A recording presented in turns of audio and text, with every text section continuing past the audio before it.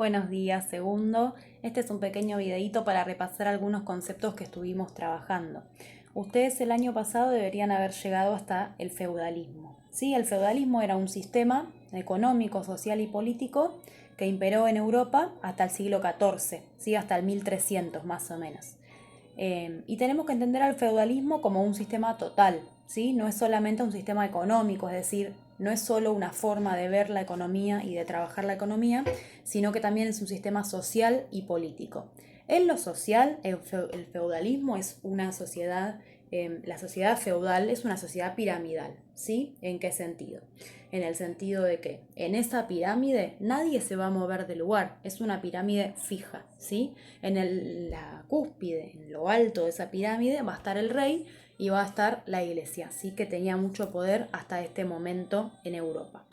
Pero además van a estar los señores feudales, ¿sí? El poder en la sociedad media, en la Edad Media o en la sociedad feudal, va a estar dispersado, es decir, dividido entre los señores feudales, ¿sí? Que a su vez van a tener vasallos que van a ser señores feudales de menor categoría. ¿Vieron los títulos de conde, barón? Ese tipo de títulos se llaman títulos nobiliarios y son los que van a tener entonces estos señores feudales que van a hacer acuerdos con los reyes. Pero los reyes, si bien están en la cúspide de la pirámide, no van a ser tan importantes porque van a tener poder en tanto y en cuanto tengan riquezas y tierras y vasallos como el resto de los señores feudales. Sí, pero ¿qué pasa con todo este sistema? En el siglo XIV sucede una crisis muy grande que se llama la crisis del siglo XIV o bien se conoce en la historia como la peste negra, y es una peste que acaba con un tercio de la población de Europa. ¿Sí? Un tercio de la población de Europa. Es un montón de gente que sumado a otros problemas como malas cosechas, mala alimentación, va a hacer que todo ese sistema que recién resumí entre en crisis. Y cuando un sistema entra en crisis, ¿qué pasa? Empieza un proceso de transición. Las transiciones son recontra importantes en historia porque de ahí después va a salir lo que es la forma nueva de organización de la humanidad, tanto, repito, política, social, económica y hasta cultural, porque después vamos a ver qué consecuencias tiene esto en el ámbito de lo cultural, ¿sí?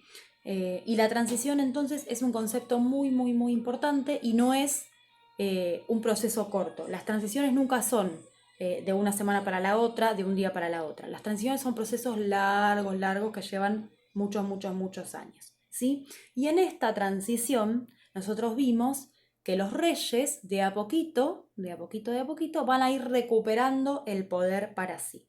¿Y quiénes los van a ayudar?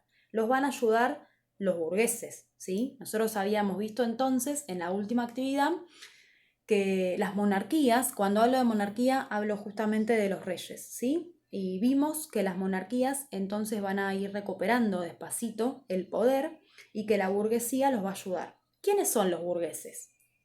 Bueno, los burgueses son un sector de la sociedad que van a empezar a tener mucha importancia a partir de este momento. Van a ser comerciantes, ¿sí? Y a partir de que ellos pongan a funcionar el comercio, con el apoyo de los reyes, por supuesto, lo que va a hacer también es que el metal, ¿sí? El dinero, recorra, ¿sí? Empiece a circular, y esto hace entonces que el comercio también aumente y esto hace que las ciudades, que antes habían tenido un poder muy importante, resurjan, ¿sí? Es decir, se corre un poco el eje de lo que es lo rural, o sea, el campo, si bien la economía europea va a seguir siendo rural en su mayor parte, pero se corre un poco el eje. ¿Qué quiere decir? Que las ciudades también van a tener su propia actividad económica, ¿sí? Que es el comercio fundamentalmente y la producción a pequeña escala, o sea, poquito, no piensen en fábricas cuando digo producción, sino producción artesanal, ¿sí? En los talleres, pequeños talleres de los burgueses o en algunas casas. Entonces, la ciudad se va a diferenciar del campo en este sentido, ¿sí? Va a tener su propia producción pequeña, pero sí su propia producción de algunos productos, ¿sí? Todo esto, ¿a qué nos lleva?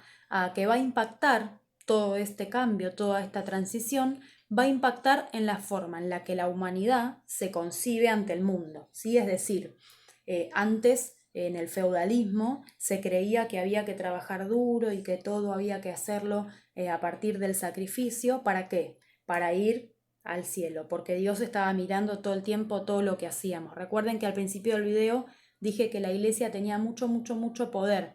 La iglesia va a seguir teniendo poder, pero la humanidad ya se va a concebir de otra manera. Les voy a pasar un pequeño texto para que ustedes puedan leer lo que es el humanismo y el renacimiento, ¿sí? Cómo la humanidad empieza a verse de otra manera a partir de esta crisis. Y esto tiene que ver con que la humanidad no se puede explicar a sí misma cómo es que si uno se sacrifica y si uno hace las cosas y si uno todos los días se levanta y trabaja, sucede esta crisis como la crisis del siglo XIV, que acabó con mucha, mucha, mucha cantidad de población. ¿Sí? Entonces la humanidad empieza a pensar, epa, no es tan así, me parece, que yo tengo que hacer todo esto por Dios y por irme al cielo, y entonces cómo es, ¿sí? Entra en crisis también este tipo de concepción, y es por eso que la humanidad se va a poner ahora sí en el centro de la escena. Les dejo entonces el texto y una pequeña actividad. Espero que hayan entendido este videíto casero.